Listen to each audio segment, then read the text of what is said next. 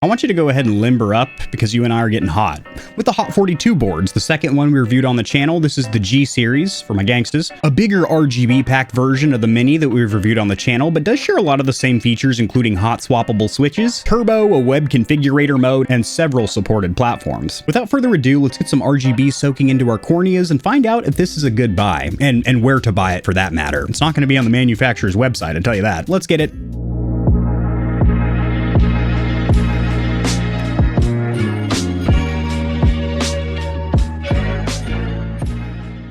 Quick disclaimer for my audience, the Stallions and Stallionettes, this board was sent for review, but this is going to be an honest, comprehensive review. I haven't been paid or told to say anything about it, so if there's any cons, shortcomings, or areas of improvement, you're going to hear about it, so these companies make better products over time. The packaging and included accessories is identical on all Hot boards. Granted, the box is substantially bigger because this is a larger board, the G16, versus the aptly named Mini, which we have reviewed on the channel previously. I did order some aftermarket keycaps and purple switches from Glarses. I ordered those like 2 months ago and I haven't gotten an update, and I can't even find the confirmation email for my purchase, my invoice, so I hope to God that I didn't just get ripped off by one of my favorite YouTubers. He wouldn't do that. I'm sure. Very basic undyed cardboard opening up from the top. I lied, there's a clear wafer sticker that needs sliced. This sticker is going to have your model, the dimensions and weight, as well as the included accessories, everything that should be in the box. Instruction manual, some non-slip rubberized feet, and an example switch. You also have a little switch puller in there, a little Paquito joint. Speaking of Paquito, you have a USB-C cable, about 3 foot, rubber, not microfiber, braided, no Velcro tieback, no dust covers on the USB-A or C end, absolute piece of shit, but you can bring your own cable to the party as it's not proprietary. Get out of my face, parcel. So I did mention during my first hot board review, which was the Mini over here, that this is the model that I requested to review first. However, I was sent the wrong thing. The wrong model, the Mini, which I of course just ended up reviewing because it's pretty cool as well, but this is the original bad boy that I browsed the landing page and selected to review because of its feature set and how fucking cool it is. I also have been getting a ton of questions from fighting game players, what kind of boards or full-size pads I would recommend, so we're gonna start reviewing those on the channel more often so I can compare them and give you a proper recommendation, because I don't have a lot of experience in that aspect of controllers, and I'm gonna change that, I swear to God. Don't you wish everyone had some goddamn integrity?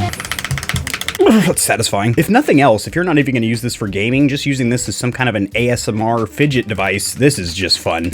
Keep in mind, these are also hot swappable, so you could technically have a different switch in each one of these sockets, so you could use this as a little bit of a switch test board. Anywho, I am getting ahead of myself. Cosmetically, I think this is a really cool board. You have this translucent, clear front shell, and then it's sandwiched between this middle board. Keycaps are also clear, although a little bit more smoked than the fully clear faceplate. And as far as ports, plugs, and connectors, you do have your USB-C cable on the left side, another USB-C port on the back, and a USB-A on the right side. Pretty satisfactory instruction manual. If you pick up this board and you accidentally toss this bad boy out, I got you covered. Just rewatch this video, pinch and zoom, and you got yourself a backup. One of the things I really do like about these hot boards is going to be the different modes of compatibility. You do of course have X input, which is the golden standard for Windows and has been for several years, but you also have Switch input, not only for your Switch games, but certain PC titles, if you cannot activate D input, will also work in Switch input. But you do have that D input over here, also referred to as PS3 mode, because yeah, D input was used on PC around the time that the PS3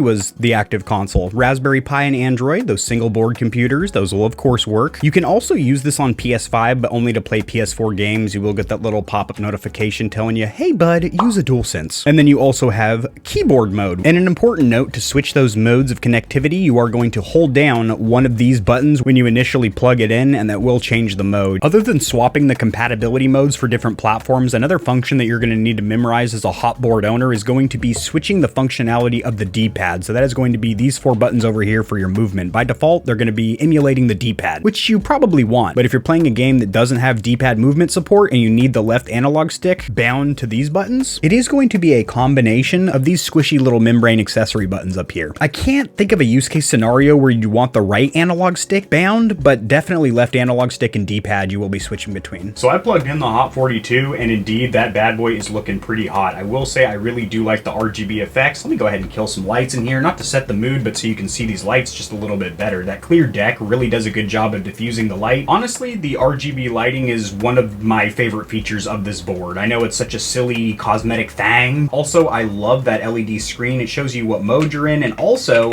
when you're registering a button in real time. Keep in mind that it is also multi-press supported.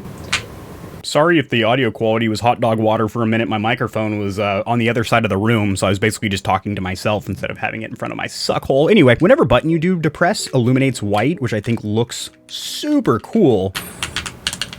But as far as how this actually functions for games, specifically fighting games, and then also some productivity work, scrolling between scenes in OBS, or maybe something in DaVinci Resolve for editing. Me personally, for fighting games, I have a hell of a hard time doing my movements with WASD keys. That's why I don't use a keyboard for fighting game. I'm always gonna use a gamepad. If you prefer to have that direct input, God, that's so satisfying, of a D-pad as opposed to an analog stick, then these buttons might actually work really well for you. I personally prefer the pads that have a little joystick.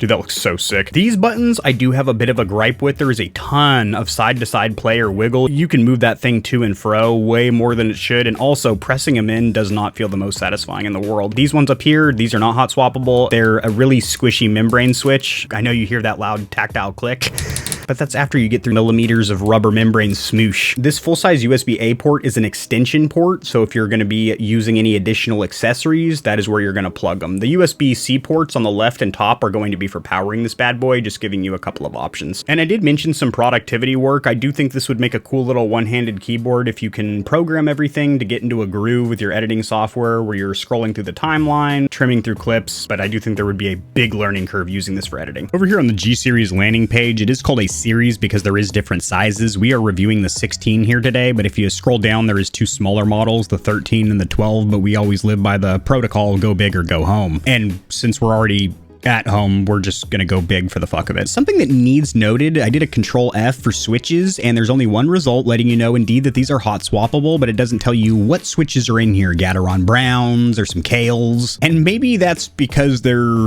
really stinky switches. They don't have a tap life cycle, at least not a notable one, and they feel like shit. At least IMO in my personal opinion. Switches is one of those things that is completely subjective. Now, these bad boys that are installed on the G16 are linear, which are my least favorite out of tactile, clicky, and linear. There is virtually no resistance. It's just a linear press. You can just, like, you're pressing air basically, and then you bottom out at the bottom of the frame. People actually like linear switches, like in keyboards and stuff. It's fucking crazy. I also do not like the stock keycaps, which just pop right off, but they are these translucent johns. They do feel a little bit cheap, and they look like these clear nipples. Don't do much of anything for anybody other than cover the switches and give you a place to press them. Yeah, those will be getting hot swapped for show. For show. For show.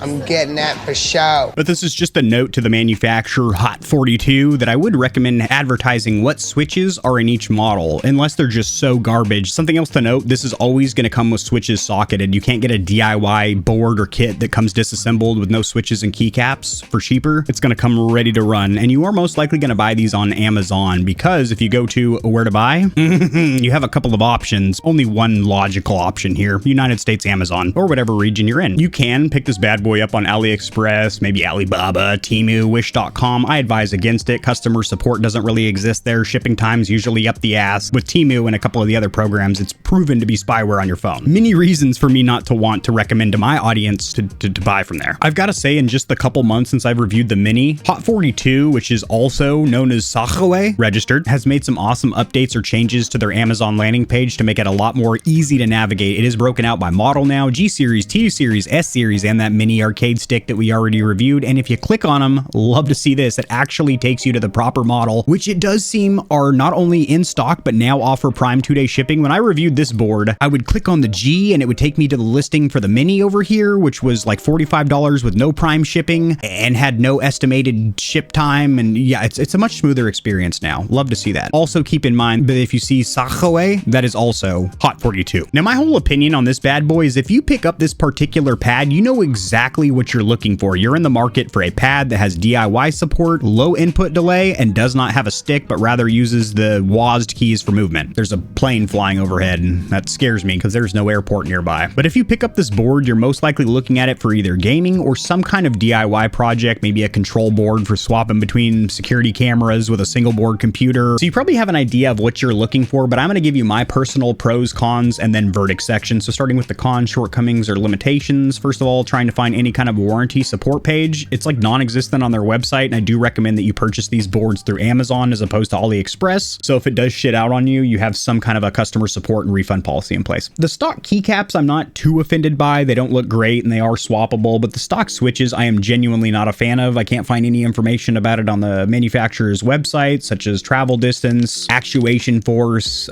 tap life cycle, any information, like even what series of switches are in here, but it doesn't really matter because they are hot swappable and will be getting swapped out very soon because I really don't like them. They're linear, don't have any resistance, but caveating that real quick, linear switches are probably ideal for this type of board fighting games because you're going to get damn near instant registration, and maybe you don't want to wait for that tactile bump. I personally do like that confirmation on my fingertip, but it is pretty much scientifically proven that linear switches are like the fastest. They just feel like hot dog water. That's why people don't usually fuck with them. These buttons up here are not hot swappable, have a ton of side-to-side play, and do not feel the most satisfying to press. I cannot stress enough installing those rubberized non-slip feet. In fact, I think they should be pre-installed right out of the box because you're just going to be scraping against your coffee table or your desk without them. You're going to want to cover all these screw heads with the little rubberized feet. One big downside, this doesn't work natively on the Xbox in any of the modes, unfortunately. You can get it working wired with the XB2 adapter and most likely wireless if this had a Bluetooth card as well, which is a model I'd like to see down the road for the convenience factor of being able to set this on your lap and not be tethered by cable, although for fighting game fans, you generally want the lowest input lag or delay possible, so you're probably going to want to go wired, just like my complaint earlier about these being linear buttons. Generally, arcade cabinets have these kind of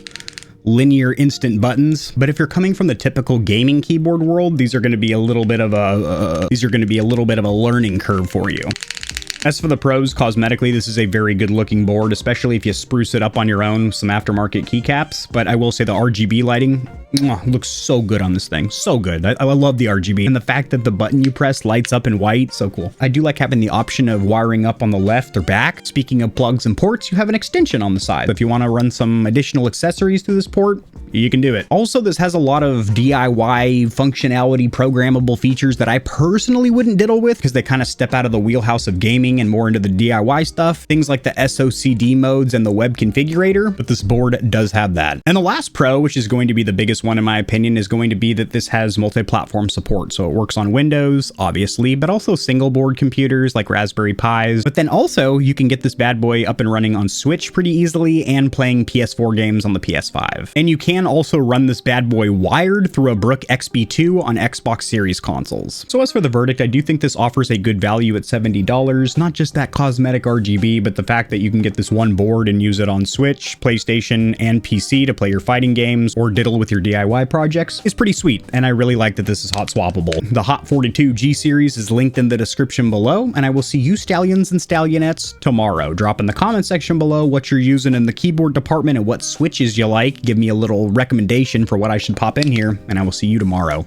Peace. If you enjoyed the video, liking it helps it to get seen by more gamers, so this information will reach and assist them as well. Much like the back of the TV, I've got plugs for all of my socials down there in the description below. And your wallet will greatly thank you if you check the description because there are exclusive discounts on a ton of products, including controllers, KontrolFreeks, keyboards, mouse pads, clothes, and energy drinks. And keep in mind that you, the viewer, keep this channel running. The more Stallions and Stallionettes trotting around the stable, the better, so mollywop that subscribe button like it owes you money, and we'll have the same amount of fun tomorrow.